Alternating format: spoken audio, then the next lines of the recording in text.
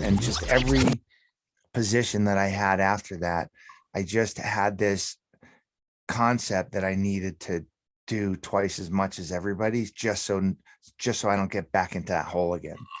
And um, because of that situation, I was sidetracked, never had an opportunity or took the chance to go to college. So that means I got to learn twice as much as everybody so I can be as smart as them. And so I just had to, I was just constantly pushing myself further and further and further and harder and harder and harder. So when I walked into a room with a bunch of suits, that I wasn't the odd man out. And, that got me one job and led to another, led to another. And I started a couple of companies, had some investors, and faked my way through that. And then, yeah, you know how we all do that. And then I become a financial advisor, and then I become a manager, and then I start doing well. And yeah, a few years later, I'm running actually about 120 million in revenues business for a major Wall Street firm. And, I'm walking into every room going, they're going to find out, like, if they ever look at my resume, I'm screwed, because they're going to find out that this is all just smoke and mirrors. But I'm walking into the room knowing I'm the smartest guy, and I'm certainly the hardest working guy. Most of us never learned how to train our brains, which is why most of us needlessly settle, struggle, and worse, suffer. My name is Chris Doris, and I want to make brain training mainstream. This is my series, Tough Talks, Conversations on Mental Toughness. I'm interviewing badasses from all walks of life on what mental toughness means to them and their unique approaches to strengthening their minds. Hey everybody, what's happening? Welcome back to Tough Talks, Conversations on Mental Toughness. I'm your host, Chris Doris. And before we get to our fascinating guest today, as always, if you're not receiving the daily dose, mental toughness tips in 30 seconds or less, every morning in your email inbox around 6 or 7 a.m., wherever you are on the planet, that is an absolute outrage that needs to be addressed straight away. And we can do that very simply by going to christopherdoris.com/lists, Lists.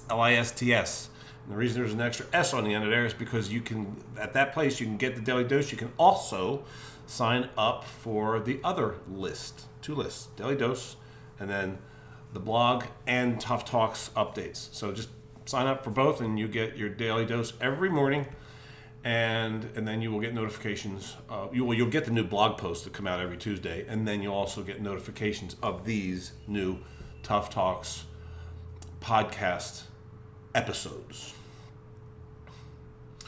David Richman is the man today. He is our guest. I have had very, very, very little contact with David, but I've done quite a bit of research on him. And I know enough to say that this guy has a lot of stories. And I know going into this, because of the notes that I've taken and how I've read his bio, that only and I'll read it to you. It just gives you like the tiniest bit. It's not accurate, but I mean his bio would be miles long if it was. It's not inaccurate. It just doesn't. Let me show you. David is an author, public speaker, and endurance athlete whose mission is to form more meaningful human connections through storytelling. His first book, Winning in the Middle of the Pack, discussed how to get more out of ourselves than ever imagined. So I don't know what that, I could guess what that means, but we're going to unpack Winning in the Middle of the Pack and find out from him what that even means. Like, why is that a title? What's it about? And then the next book, his more recent book, it was very recent, Cycle of Lives. David shares stories of people overcoming trauma and delves deeply into their emotional journeys with cancer. He continues to do Ironman triathlons, and recently completed a solo 4,700-mile bike ride. See, that's what's, and just recently completed a solo 4,700-mile bike ride. Yeah, I know that's impressive just by itself, but there's so much to that. Like, why? Why did you do that? What were you doing on that ride? What inspired the ride? And that's what we're going to unpack. So I feel like I just got home from a nice, beautiful holiday, and it is time to unpack. All right, man. David is waiting for us in the wings. Let's go find him. Where are you, man? Found him. There he is. What's up, There he is, Chris? David Richman. What's up, dude? How you doing, Chris? How am I? I love being asked that question. Thank you for asking that. I mean that because when someone asks me that question, that's a reminder, and I love that word, reminder, for me to take an action, even like that, to decide that and to have it be true. So my answer is, this is the best damn day of my life, man. That is fantastic. I love that. Why not? What a brilliant question. I got nothing. Right? Why not? Why not? Why not? Well, I'll tell you why. Totally with you. I only started doing that a couple years ago. So like, why not before that? Because I didn't know it was an option. Yeah. Yeah, I'm with you, man. At some point, you just settle into the way you believe, and you don't apologize for it, right? Like I always tell people, they go, man, stop being so optimistic, and I'm just like, Great advice. well, Thanks. I mean, it's like sometimes it's a little ridiculous, right? And I go, well, listen, man, until I don't, I just believe my best days are ahead of me. So I don't know what to tell you other than until I don't believe that, I believe it. So that's that. You want to look in the rearview mirror? That's good for you. Roger that, brother. I feel you on that. And I also hear what you said there. Like sometimes it's perceived, like optimism is perceived as phony or bullshit. There's even like research being done at sophisticated institutions, academic institutions, on things called toxic positivity. We don't need to get into this shit, but that I went off on a blog like that. That's just so stupid. How could positivity be? If it was toxic, it wasn't positive. Right. So anyway, how are you? The very first quote that I can remember putting to memory that had any significance for me was the quote that says, "I'd rather be an optimist and wrong than a pessimist and right." And that stuck with me forever and ever and ever. But it wasn't until I did endurance athletics, and we're talking decades later, that I understood the true definition for me of what optimism is. But that was a quote that always stuck with me. Like, yeah. I'm like, why not think the best? If I'm wrong, at least I was happy going into it, right? Why am I? Yeah, man. At least I was pleasantly incorrect. Okay. Yeah. So you used to be overweight and a smoker? When I sat down to write my first not financial advice driven book, I calculated how many cigarettes I had smoked, and it was probably around 250,000 cigarettes in my life. How stupid am I? Well, actually, if you could do the math on that, you're probably pretty smart. Yeah.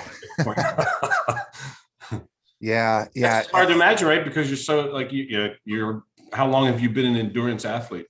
20 years. So I smoked for 20 years, and then I've stopped smoking for 20 years. So, I mean, when I was a kid, I had a little bit of a rough childhood. I was probably a little bit of a loner, didn't really have a guide, a mentor, somebody to help me make decisions or that I could listen to, that would bother to tell me the difference between right and wrong or whatever. And so I just did things just because I did them, not with purpose or whatever. And one of those things I did was smoke. And then it became a thing I went to every time I was stressed out or angry or hungry or woke up or went out or whatever. It just became the thing that I did. And I never quit until I was ready to quit. So I never thought I needed to quit. And then when it started to creep into my mind that I needed to quit, I didn't try to quit because I didn't want to fail at it.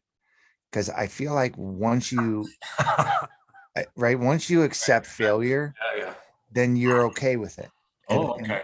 Right. Once you accept failure, you're okay with it. and I didn't want to fail at that. I knew it was too important. It was just had in my head that if I allowed myself to try to quit, then I'm in big trouble. I either had to not quit or quit, like nothing in between. And so one day it just finally hit me that I had to quit, and I just said, "Okay, you're done." And that was, That bam, was the last cigarette that day. that's an unusual story. Yeah, but I mean, you can That's a read. really unusual story for, Yeah, one of the strongest addictions on the planet Earth, if not the. it was really tough, but it was a confluence of many different things. So in a very, very short period of time, and I'm talking within a couple of weeks of each other, three or four major things happened to me. One is I finally found a safe way, and we don't need to get into the details of this, but a safe way to get out of a very violent marriage to a violent alcoholic.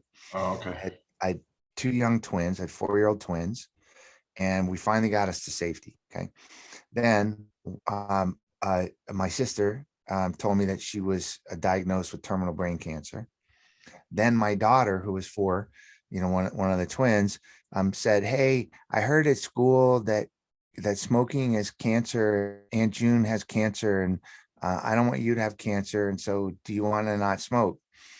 And then I looked in the mirror and I said, like, "Who are you? Like, like, where are you in life?" And I just said, "Wow, man, you are not where you need to be." And I said, what do you want to do?" And I go, "Well, number one is I don't want to be a smoker anymore." And so now just quit. That was it. So, well, props to you, man. I like that. I want to slow that down a skosh because that's so psychological. Did you have any physiological withdrawals, or did you like struggle physiologically with the experience of? I don't say quitting smoking. I say returning to your non-smoking status. Uh, oh, it was hard. It was so hard. And it took probably about 10 years before I stopped walking by somebody that was smoking and going, "Oh my God, that smells so good." Right. And wanting one. Oh, and it probably took me about 3 or 4 years to stop wanting one. Okay. It took me probably another 5 or 6 years to stop having that, like, "Oh, that smells good." Because, childhood memory of my uncle smoking a Merit in the car and then rolling down the windows and the smoke goes, and I just like, there's memories. And dude, I one time lived off of cigarettes for 3 days. I didn't have any food. I didn't have any money. I didn't have anybody to call, totally homeless, like nothing but a carton of cigarettes. And so cigarettes became like this go-to for me. And I had a lot of emotional attachment, not just a physical addiction, but I had a lot of emotional attachment to it. And to take off that emotional blanket, not just the physical one, but every, it was my safety go-to, whatever. Thank God, like, it wasn't heroin or something like that. But Well, some say that nicotine is even more addictive. right. Maybe not the same withdrawal experiences, but you said something just now that I want to open up because I had put it down in my notes when I was researching you. I can't remember where I read this, and I don't even remember if I said this in the introduction or not. But you were homeless.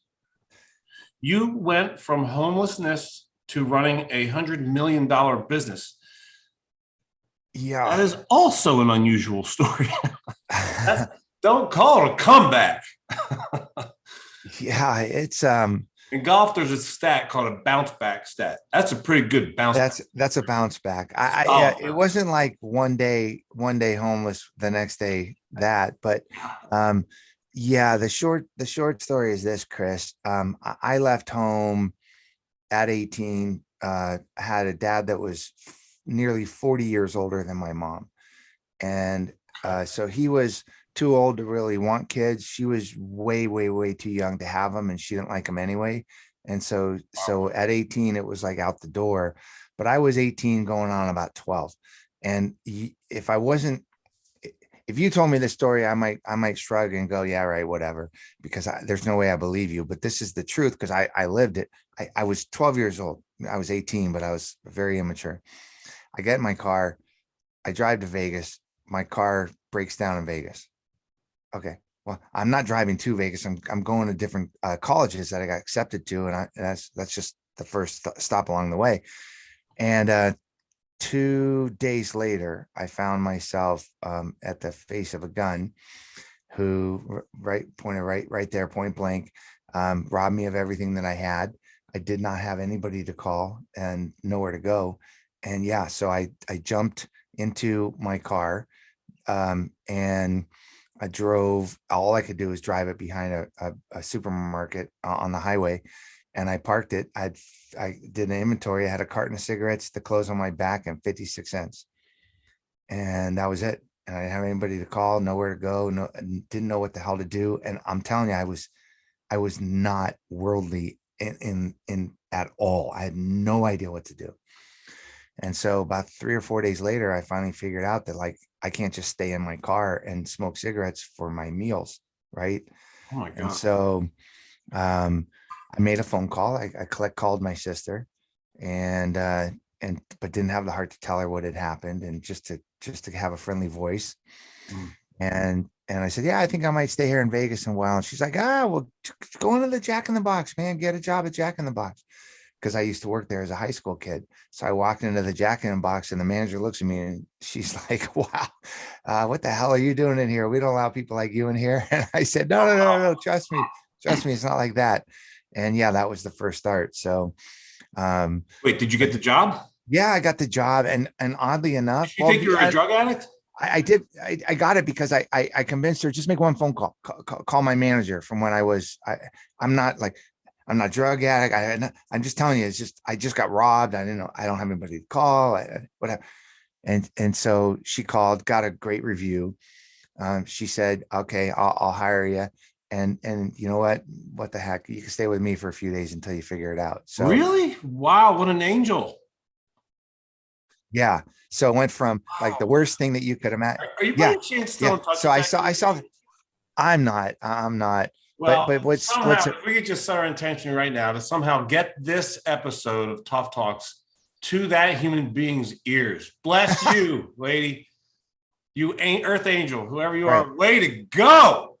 Yeah. So within like a week, right, I leave home, I get robbed of everything I have at gunpoint, and then somebody takes me in and gives me a But you so created that, right? yeah, You aren't lucky. I mean, you can say you're lucky that you got robbed, no, right. but you created that, right? You had Yeah. options, and that's mental toughness to me, baby. Seriously, So right? yeah, totally. So where my mental toughness came from is, okay, I'm stuck here in a place that I don't know, and I don't know anybody. I don't have any money. I don't have anybody to call. I don't have any friends. I don't know whatever, right? Because I'm just plucked into this place. So the way that I developed this kind of toughness was, I got to work harder than everybody else because I'm coming from a very, very deep hole. Now, whether that was life giving it to me the way I perceived it, or I dug the hole, I don't know, but I realized I'm in a very deep hole. So the only way to get out of it is to work hard, like hard. So I'm working double shifts. I get a second job. I start working at a hotel. I work 2 positions there. I'm counting coins at overnight This is in Vegas. in Vegas. I'm counting coins at a hotel, on the graveyard shift, and I'm working as many hours as a human being could work, and whatever. And just every position that I had after that, I just had this concept that I needed to do twice as much as everybody's, just so I don't get back into that hole again. And because of that situation, I was sidetracked, never had an opportunity or took the chance to go to college. So that means I got to learn twice as much as everybody so I can be as smart as them. And so I just had to, I was just constantly pushing myself further and further and further and harder and harder and harder. So when I walked into a room with a bunch of suits, that I wasn't the odd man out. And, that got me one job and led to another. And I started a couple of companies, had some investors, and faked my way through that. And then, yeah, how we all do that. And then I become a financial advisor, and then I become a manager. And then I start doing well. And yeah, a few years later, I'm running actually about 120 million in revenues business for a major Wall Street firm. And, I'm walking into every room going, they're going to find out. Like if they ever look at my resume, I'm screwed because they're going to find out that this is all just smoke and mirrors. But I'm walking in, like I'm walking into the room knowing I'm the smartest guy and I'm certainly the hardest working guy. What's Now, funny about that, right? no, it's not that part Where's of the it. mirror in that? Yeah. That part of it, it's not phony. It does have a little bit of imposter syndrome, whatever to it, but it's also a little bit looking over my back, like, man, I hope they don't find out that I don't belong in the room.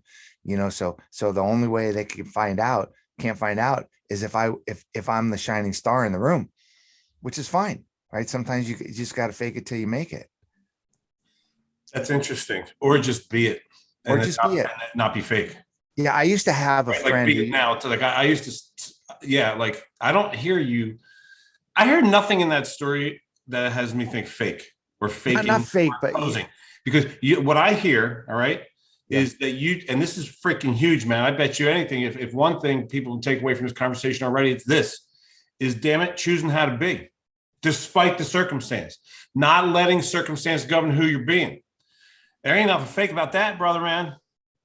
I hear you. I was probably a bad choice of words. I had a friend who used to say act as if, and I'm like, yeah, Yeah, that's it's a right. great tool. So Being acting as if, and then having that be true as a consequence of your actions. Act, right.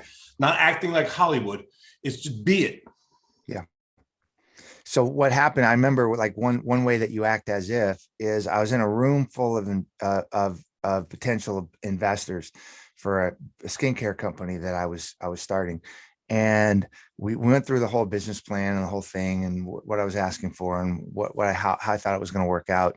And one of them stopped and said, yeah, so what, you haven't got into your education. Where'd you get your MBA? And I said, is that important to you? Is that important to you? Where I got my MBA? In other words, why the hell you asked me such a stupid question? Because what does that have to do with anything, right? Why is that important where I got my MBA? Yeah. Now, Right. inside, I'm going, MBA? Shit, I haven't even been to college. I don't know I what have you're a talking about. BA. But now, if he would have answered, yes, it's important to me, then I would have been in trouble, right? I gotta But I'm gonna act as if go. it's not important, is it? Is that really important? Powerful, man. That's so powerful. Seeing through the questions, like who cares? So when I um So sat wait. there. So what did they say? So the person said, "No, I guess not." And they just moved on. No, they go, no, I was just curious. I go, I know it's not that important. It's no big deal. Let's get back to talking about whatever. But um, when I stood there in front of the mirror and was processing my sister's situation, me being finally in a safe space with my kids, and really looking at myself for the first time in the mirror and saying, like, who do you want? Who are you? Which I didn't know. Who do you want to be? Which I didn't know. I kept thinking about that. Well, just act as if, like, just be who you want to be, and you'll make it happen. And I said, well, I want to be an athlete. I've never been an athlete. What is that? And you can't be a smoker or overweight and be an athlete, and you can't want to be it without trying it. So that was the start of it. And um, at the same time that I stopped smoking, I started becoming athletic, and that led to where all the real growth, I think, in my life happened. That is amazing, and it's also a perfect segue into the rest of the stuff I want to talk to you about. But Mhm. before we do, I want to slow some down because there's some real gold in what you just dropped, and I want to make sure people can get it. Mm. When you asked that question, or you were asked a question, was it an interview? Where'd you get your MBA? Was that an interview? It was a room full of bankers. Oh, it was a room full of holy shit. I wasn't Yeah. even listening good enough to you. Now that makes my point is even bigger now. So is it a group interview? Are being interviewed, or what? Like, why are you in that This room was with an those? ask. I was asking a group of potential investors for money You were to asking take for money. my to take my company to the next level. Got it. And So that's an intimidating It can delete. I don't agree with the sentence I started right there. It can be and often is a very intimidating set of circumstances. Okay. Right. Real easy circumstance to get nervous. Oh, yeah. Then you're asked a question by people who you believe you need something from, money, in order to get to where you want to be, business, success, financial stability, wealth. And then they ask you a question. That is a critical moment. I would say that could be one of the most fascinating moments of your life without even knowing you, and how you handled it. This is why I'm going to slow this down. It's who you were in that moment. You could have easily folded, right? Because by virtue of the question being articulated out loud with people in a position of power, attributed power, right? That would be a set of circumstances where it would be effortless to crumble. But yet you saw through the question. You chose to be so self-assured, certain, courageous, to transcend the question. I wish I had video of that moment. I swear I would love to watch, because what happened is, like, people heard the question and they're like, yeah, where did you go? And then you go, is that important? And they go, everyone, maybe somebody in the room said, I feel like it is, but they didn't say that out loud. So you saying, is it important, changed everybody's minds. That's amazing. That's an amazing moment to me. You know what it would be? Well, thank you. And you know what it would be like? It would be like when you get ready to talk to a client, and a potential client, about your services, and they say, oh, great, Chris. Well, how much does it cost? Right. My answer, depending on the situation, might be exactly the same thing. Well, is that important to you? Right. Because if it is, that's okay. That's okay if it's important to you. But if I make it so that you're not concerned about that anymore, is there anything else that's preventing us from working together? Because if that's the thing that's important to you, let's discuss it. But is there anything else that might be more important? And I just sat there in that moment going, what the hell? Why the hell would my MBA be important to this decision? That's you being a leader right there. In either of those scenarios, or any other one that you can come up, is your decision in the moment to not let a question and what's implied by the question even being asked, which is that matters. Right. You led. Yeah. You led the conversation. You didn't be governed by it. You were the governor. The governor. I love that, man. That might become in sales, right? And a lot of times sales is one-on-one. Sometimes it's in a group. Sometimes it's not to get a sale. Sometimes it's to further a relationship or whatever. I love the question. I've asked it innumerable times. Is that important to you? Because sometimes we ask questions just because we want to, we have some kind of nervous twitch or something, right? Is it important to you? No, it's really not important to me, but I didn't know what else to say right then. It's brilliant. Yeah, you were governing the conversation because you kept your concentration focused on what would be mutually beneficial, like the point, the mission, and didn't let a meaningless question redirect you. Right. Powerful stuff, man. All right. These are two of your books. Yep. The first one is entitled Winning in the Middle of the Pack. Yeah. What does that mean? It's a theory that some people don't agree with, but I wholeheartedly agree with it just because I've lived it. So here's what winning in the middle of the pack means. Okay. It means this. It means I don't have much in common with Elon Musk and Oprah Winfrey and Michael Jordan. I don't have much in common. We're humans, but besides that, I don't have anything in common with them. And I don't have anything in common with the dude that's living on his mom's couch, playing video games at 30 years old, drinking beer all day. Okay. So I don't have anything in common with those two ends of the spectrum, but those two people, those two ends of the spectrum, they have one thing in common. that is they could care less what anybody thinks.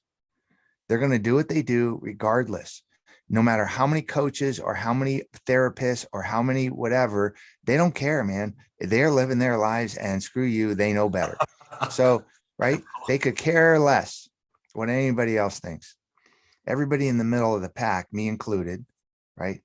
So middle of the pack could still be pretty darn good or pretty darn bad, but middle of the pack, I think we all do care, right? We're like, we want to make our parents happy. We care about what the teacher thinks of us. We want to make our girlfriend or our boyfriend happy. So we act a certain way, or we say the thing that we think our boss wants to hear, so that right. We're always thinking like, what does other people think about us?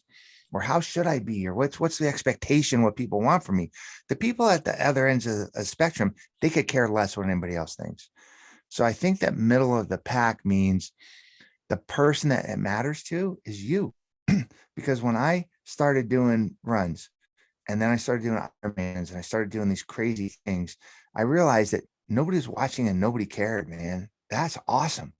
Like, that's fantastic.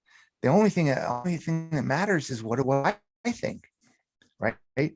So where do you win? Winning in the middle of the pack, it means winning for you. It doesn't mean winning at a certain level or accomplishing a certain goal or whatever. It just means, in the great scheme of things, isn't it beautiful to know that nobody's watching, nobody cares. The only person that matters is the one in the mirror. And I love this quote, one of the founders of Ironman, and he talks about the Ironman, and he said, he goes, during the day, you're going to want to quit 1,000 times. And if you do, nobody's going to care, but you're always going to know. And I'm like, yeah, I've lived my whole life wondering, now my problems, but wondering, like, how can I fix the problem? How can I make somebody feel better about something? How can I, get my boss to give me a promotion? How can I get my employees to work harder for me? That I'm always thinking about, like, and then I go, no, maybe I should worry about myself for a second. And what do I think of me? Because I never had done that. And when I started caring about what I thought about me, that's when my life changed. That's really where it changed. And I'm just thinking, man, wouldn't it be nice to have had Oprah Winfrey's brilliance or Serena Williams' brilliance, where they could care less what anybody thinks, man. They are just driven because they're trying to prove something to themselves.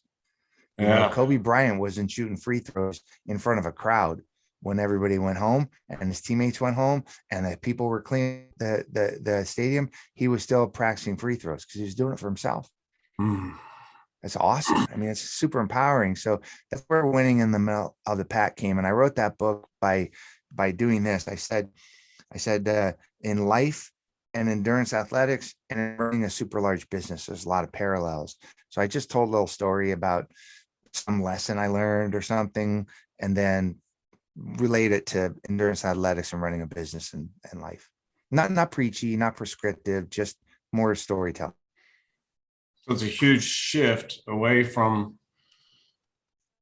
being driven to satisfy or manage other people's impressions of you, relieving your, like Sisyphus or Atlas Shrugged, rather. Atlas Shrugged. Yeah.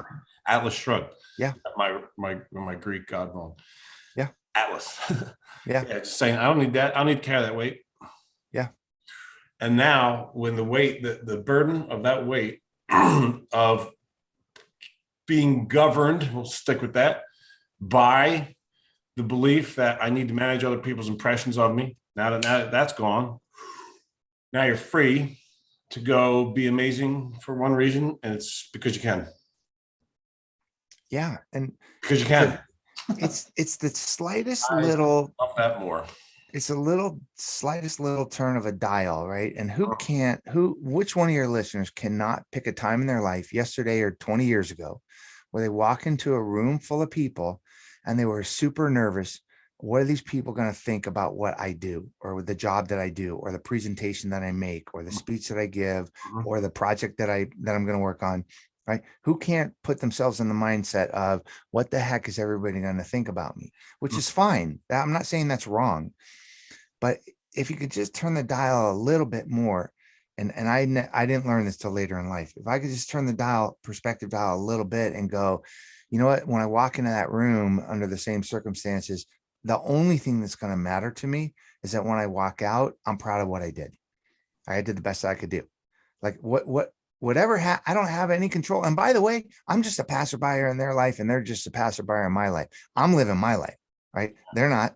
I'm not living theirs. Stop thinking about it. Just do the best that you can do for you, which is, it's not self-centered. It's not selfish. It's more like self-aware and, Yeah, yeah.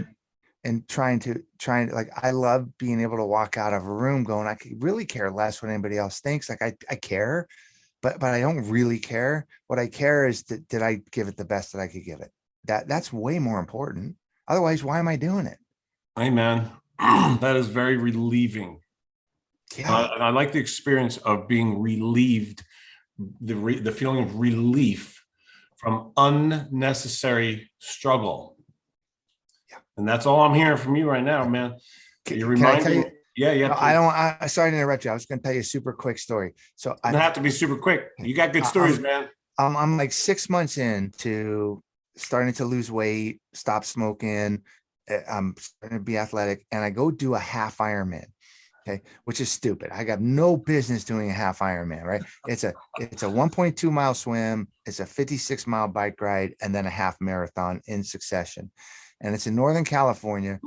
And I'm very nervous going to do this thing because I'm a total imposter. I have no business being there. I'm not an athlete. Ironmen are athletes, and they do this wave start where they send off 100 people at a time down the river. It's not a mass start.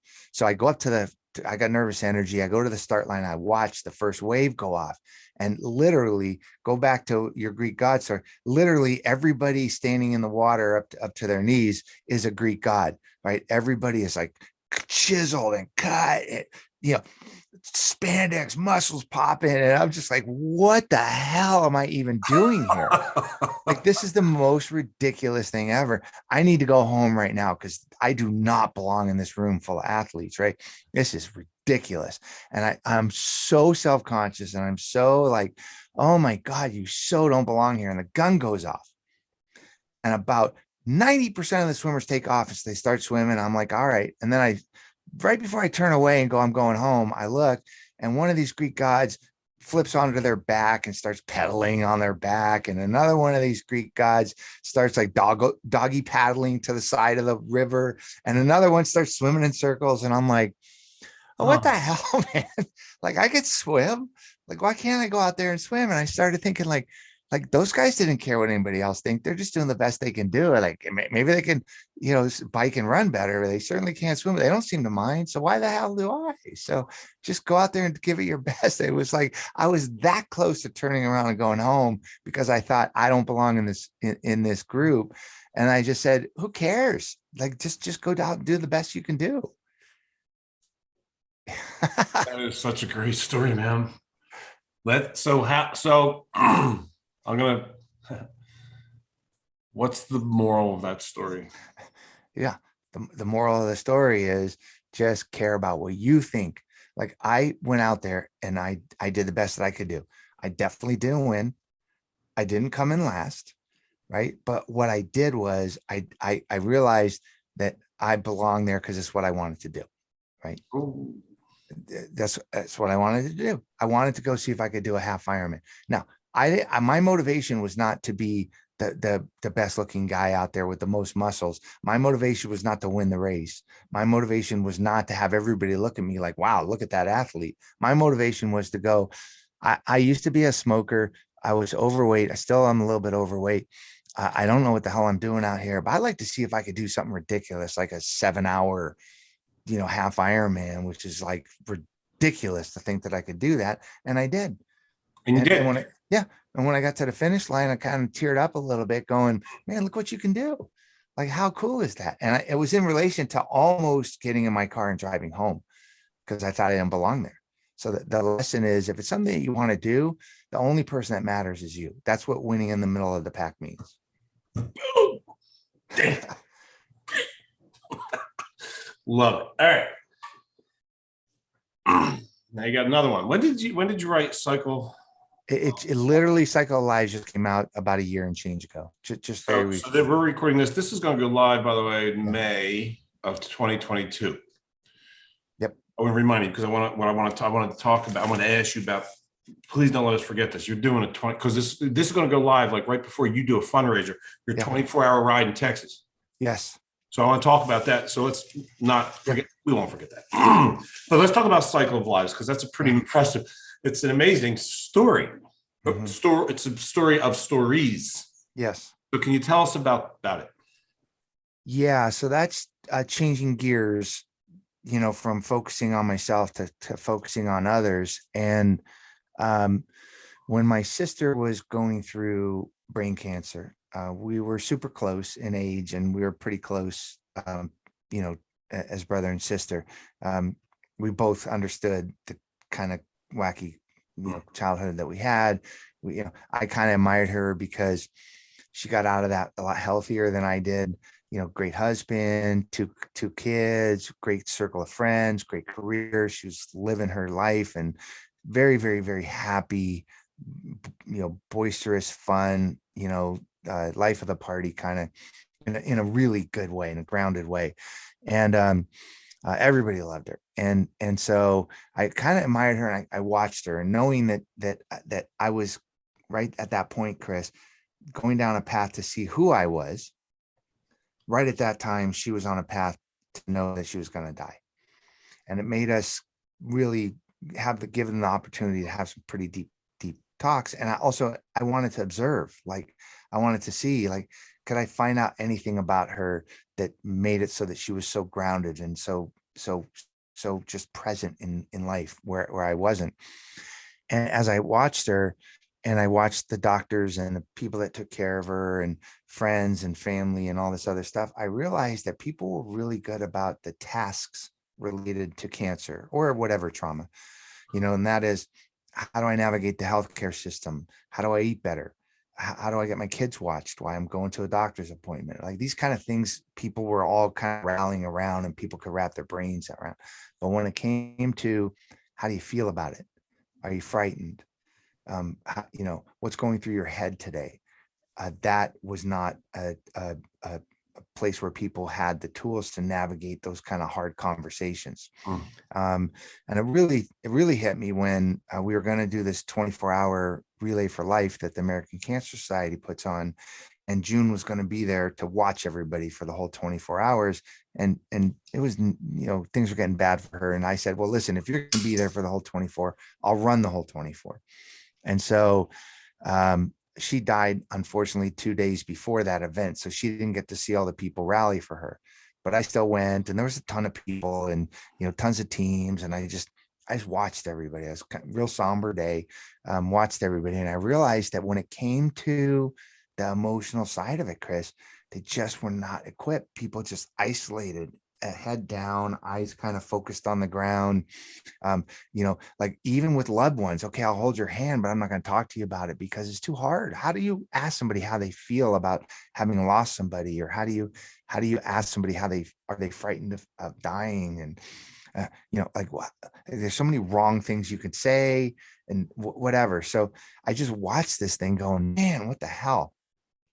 So how can we maybe shed some light on this? Like, if we're all carrying around a tool belt, how can we put a couple extra tools in our belt to know how to deal with people that are going through really difficult things? Or how can we allow ourselves to communicate with them when we're going through difficult things? Because who doesn't know this? Chris, you know this. Somebody, you're having a good day, you're just living your life, and somebody stops by and you go, hey, Chris, what's going on? And you, nothing. What's going on with you? Oh, I don't know. A little rough day. My aunt just her son. So my nephew just got, news that he's got cancer, and it's not really good. What do you say? You're like, oh, geez, I'm sorry. And then you exit the interview or the conversation as quick as possible. What can you say? You're having a good day. You're living your life. I don't want to bring them down. I don't want to say stupid. I don't want to say something stupid. Like, I don't want to make them feel bad. Better not to, right? And so I saw that and I said, how can I delve into that topic in the right way so that I could learn, so that I could have other people learn how do we start those hard conversations. Does that Wow. make sense? Yeah, man. So why is it called cycle Hmm. of Cycle of life? lives. Yeah. So here's what I said, Chris. I said, I'm kind of inspired by one person's story, but it doesn't permeate super deep. But if I could get like moved by a number of stories that kind of shed light on a whole bunch of different perspectives, then it's going to sink in. Maybe I got a harder head than most people, but I need to see it like a lot of different ways and whatever. And I said, with this topic, let's look at a wheel, and it's all divided up into different sections, right? Those are different human emotions that we all have, and different ages. Little sector over here for young, little for old, little section for um, I had cancer once. I only fear cancer. I've had cancer my whole life. Or little sector for I was the patient, I was their survivor, I was the oncologist, I was the caregiver, I was the loved one. So I just said, how many of these little sections of the wheel can I fill in? Because I want to give as much of a view. I didn't want to talk to 10 teenagers. I wanted to talk to people of all different ages. I didn't want to talk to 15 people who lost somebody. I wanted to talk to people who survived 5 different cancers, like live their whole life with it, right? Because it's not always a death sentence. So I wanted this whole thing, and I got to this cycle, a cycle, right? A wheel that has all these things. And I'm like, oh, what's on a wheel? A cycle of life. You got all the cycle of emotions and, the ups and downs of life. And I just came up with this idea that it's a wheel with all these sections I wanted to fill in to give as much of a view as possible of this experience of the emotional side of trauma. And then, uh, as kind of a gimmicky thing, I came to really believe that there's really like 2 truths in the world. One is we're all connected by story. You're a big storyteller. I'm a storyteller, obviously. Who doesn't lean in when you say I got a good story, right? We all want to hear a good story. And then 2, we're all connected by emotion. There's not a single person alive. I don't care if you're Michael Phelps, the best swimmer in the world. There's not a single person alive that stuck under the water, not knowing how to get to the air, would not be fearful. Every single one of us would. We all have the emotion, the same basic emotions that stem out of our survival instincts. And so, if we're connected by emotion and we're connected by story, after I had interviewed people for a couple of years and got my stories, what better way to connect them than to jump on my bike and be the thread that connects those stories together. So I jumped on my bike. I did nearly a 5,000-mile bike ride from California, basically to Florida up to New York, zigzagging, meet as many people from the book and also as many people along the way. So I could be the thread that ties these stories together.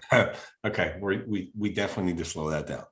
I know it's a lot. It's a lot. Well, no, but like, okay, yeah, but you're used to telling this story. I'm not used to hearing it, so I'm going to slow it down for us. Right? Yeah.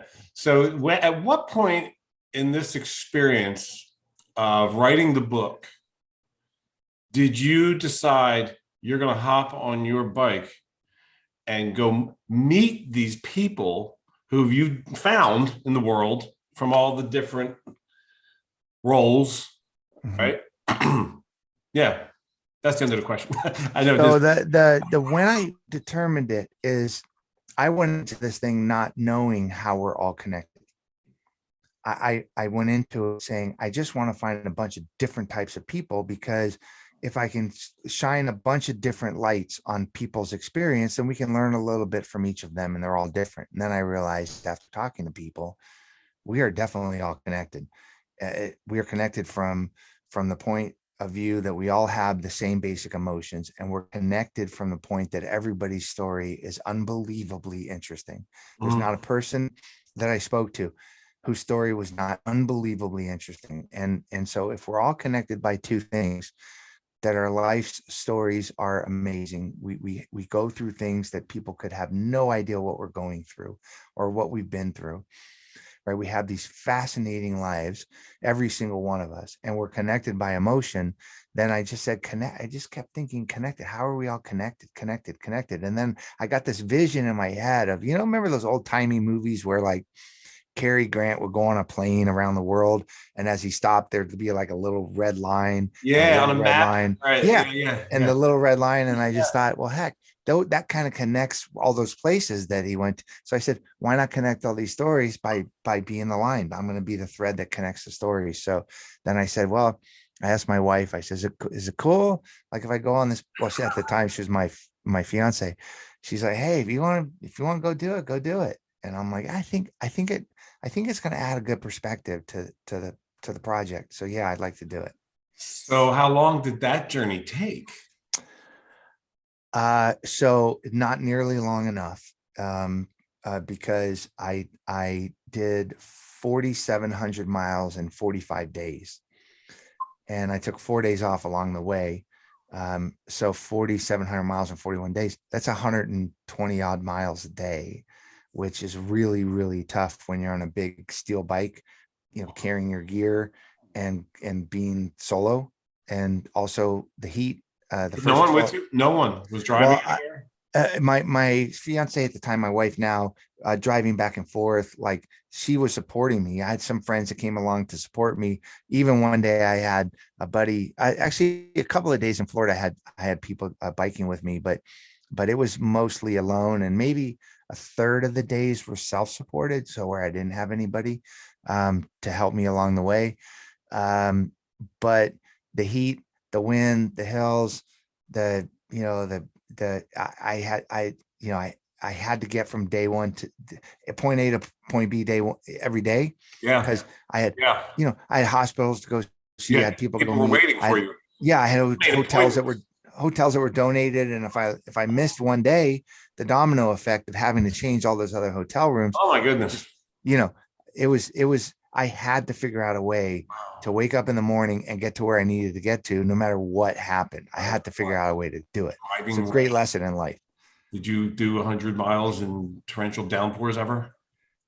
Yeah, let me tell you the funniest story. Okay. Okay. Yeah, man. Funniest story of this whole bike ride. For me, the funniest story was I was in Florida making my way to Georgia, and Hurricane Matthew came along. Oh, perfect. Okay. And I wasn't really paying attention to the news and whatever else, because there was just crazy stuff going on at that time. And I just wanted to listen to books and podcasts. I always had earplugs in because, or headphones in, because the noise of I was on the highway the whole time. So cars going by me at 90 miles an hour and trucks at 70 miles an hour. God. That'll make you nuts. But Hurricane Matthew came along, and I'm on whatever highway goes north, like the major interstate, 15. I don't even know what it was, but closed, like literally closed, foot of water. I'm in the middle of the day. I'm making my way down this thing. I got a poncho on. The winds, they go counterclockwise, or they're in my face the whole time. And I'm going like 5 miles an hour, pedaling as hard as I can in a foot of water, torrential downpour. And all of a sudden I look behind me, because I got to check every few minutes to see if there's any cars on the highway, even though it's closed. And a line of military trucks comes, right? Must be the National Guard or something. And so I look up, and this dude at this big, massive truck, he rolls down his window and he goes, "Sir." I said, "Yeah." He goes, "Do you realize that there's a hurricane going on?" I go, "Yeah, I do." Is there? He Really? goes, he Oh, goes, no, I didn't notice. "Yeah." He goes, I go, "Yeah, I got that." He goes, "Do you know you're on the highway, sir?" I go, "Yeah, I'm on the highway." He goes, "Do you need anything?" I go, "No, I'm good." He goes, "Okay, carry on." And he rolls up his window and they go by me. And I'm just like, all right, I'm the only guy in the hurricane that's stupid enough to bike. But yeah, I had some rough days. I had to get to where I needed to get to. Have to get to where he needs to get to. I mean, sometimes you gotta do what you gotta do.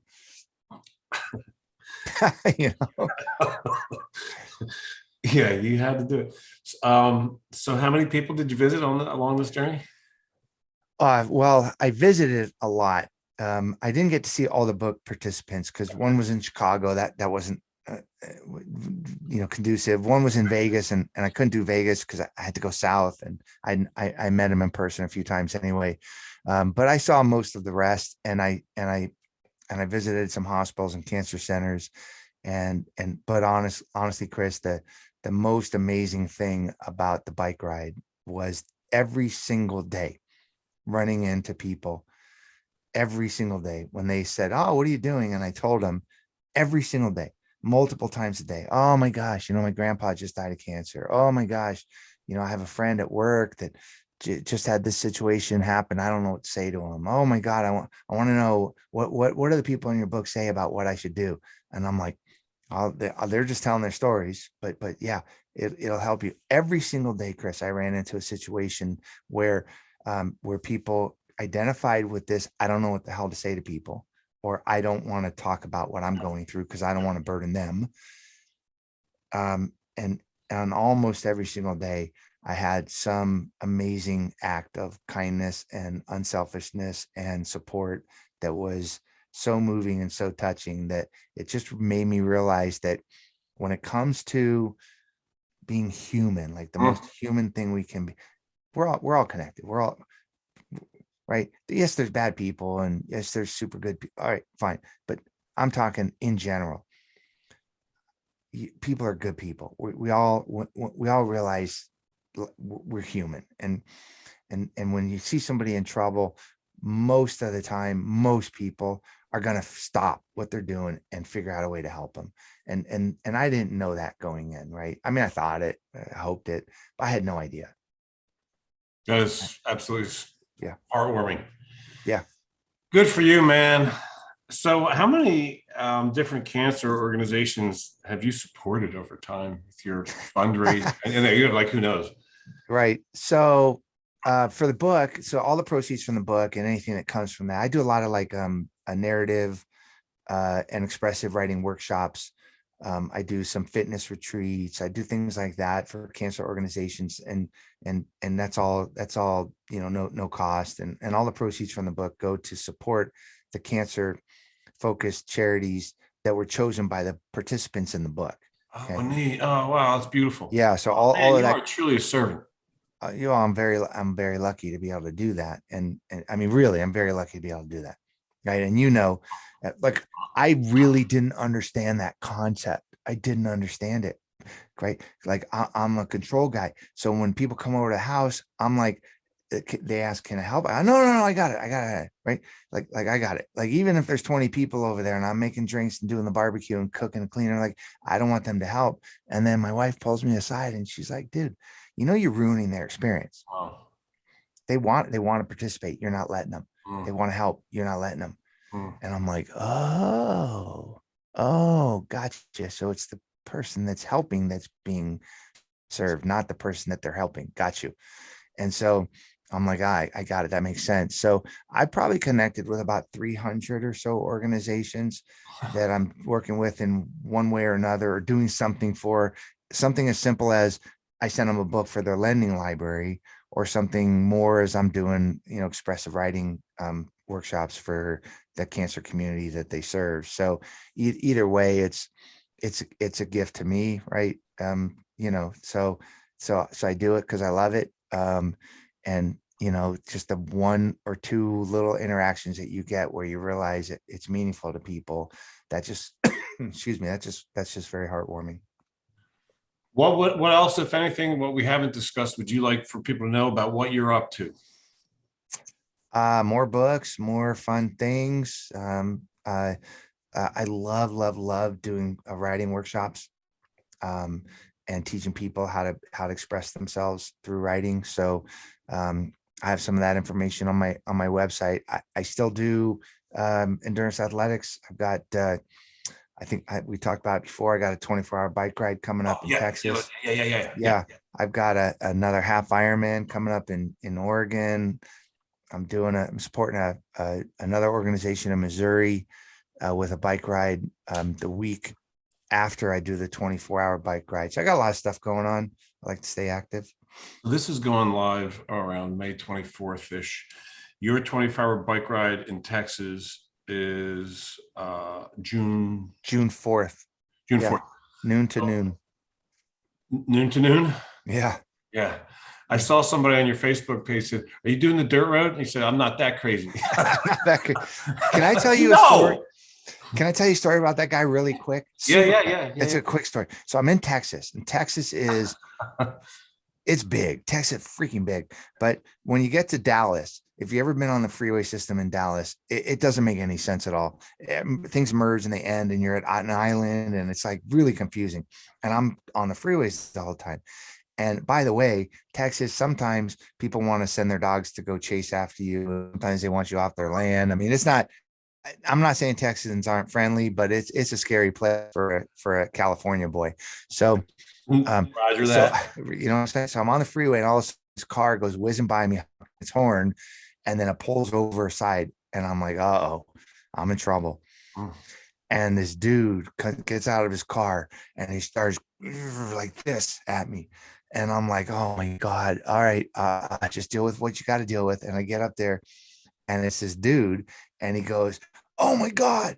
He looks like a big Santa Claus looking guy.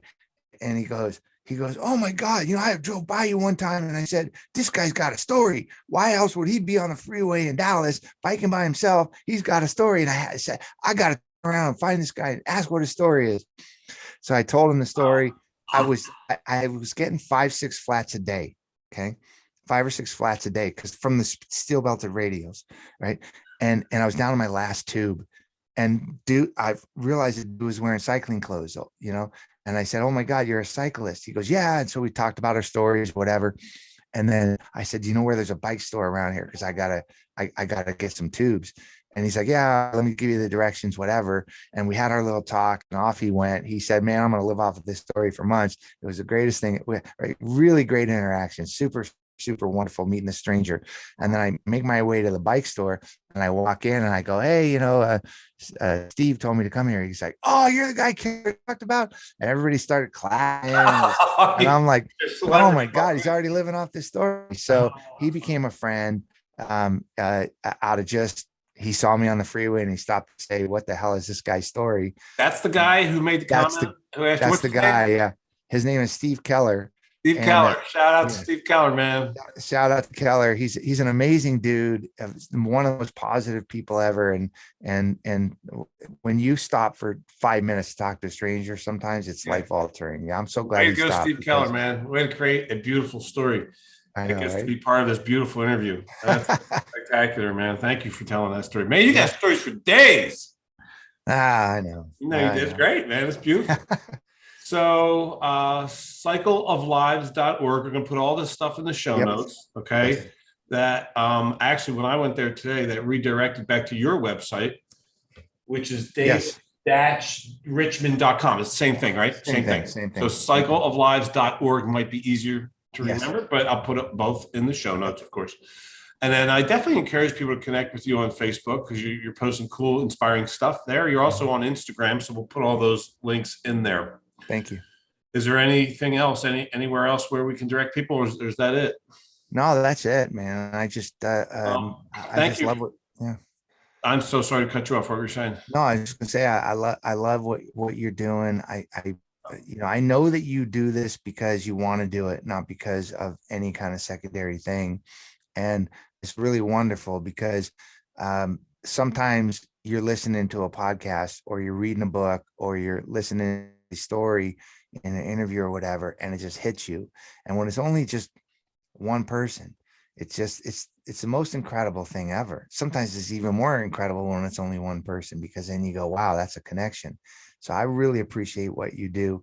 I know you're going to continue to do it. I'll continue to do it. And Man, hopefully our paths will cross again. I suspect they will. Oh, and so the book is also out on audio now, available on Amazon. That is a great thing. If you listen to audiobooks, Yeah. I hired 15 different professional voiceover actors to do each one of the 15 stories that are in the book. Oh. And so it's not me talking. I do a little bit the narrative in between, but the 15 stories they're told from the point of view of the person. Their narrative, very interesting, very, very uplifting and optimistic stories, but each one is by a different actor. So when you're listening to an audiobook, sometimes it's hard to continue with the train, because sometimes you got to put it away for a week or two. But with this one, when you're done with the story, you pick it up. Oh, you got a new story. It's a new person, new story. So it's a really satisfying audiobook in that you don't have to stay committed to it straight through. That's beautiful. Cycle of Lives on Amazon. David, this has been really enriching for me, and I know for the Tough Talks tribe. So I want to give you a huge virtual hug and a big thank you, man. You're amazing. Oh, thank you. Way to use your life. Hey, you know Profound. what? I wasted enough time, right? I got to stop wasting time, man. Got to Wait, stop doing time it. no more. That's an Allman Brothers song. Anyways, no. The Allman Brothers. Yeah, baby. All right, brother. Um, Appreciate you, man. Big time. all right. Thanks, Chris. Take care. You know, I didn't think of it until afterwards, after we hung up, but I'm wearing the Vibe Up shirt today. And what a great vibe I got from that guy. And I know you did too. David Richman. What a neat dude. What an amazing dude, right? Talk about, one of my favorite questions that I love to reflect upon and to ask people to also reflect upon and answer. I learned it from the late, great Dr. Wayne Dyer. And here it is. How do you most profoundly want to use the rest of your life? That's a doozy, isn't it? It's beautifully crafted. It's like every word is important and the placing of it. How do you most profoundly want to use the rest of your life? I love the way that guy's using his. And I'm about to get my own copy of the audio book Cycle of Lives, and I'll be listening to that as I cycle around Chandler, Arizona on my bicycle, and listen to it on my drives. So lots of takeaways there. If you can, well, of course you can. If you're on Facebook, then you can. If you're on Facebook, hook up with him, link with him, and just follow. He's up to amazing. He's just a good damn human, doing remarkable things in service to people. And what a fun, creating stories. We're all connected, right? There's two big truths. I love these. We're all connected by emotion, and we're all connected by stories. And he's got stories for days. All right, folks, I really appreciate you tuning in. And until next time, create miracles.